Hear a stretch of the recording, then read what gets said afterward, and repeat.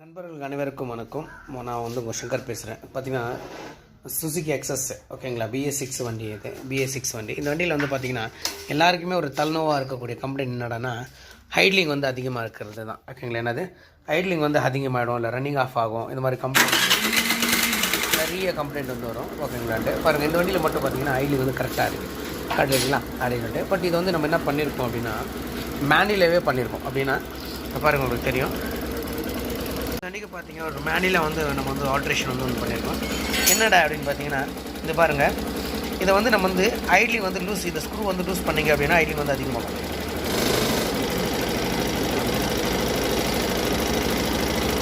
அதுவே நம்ம டைட் பண்ணுங்க அப்படின்னாக்கா அதிகமாக குறையும், ஐட்லிங் குறையுதுங்களா, குறையும்.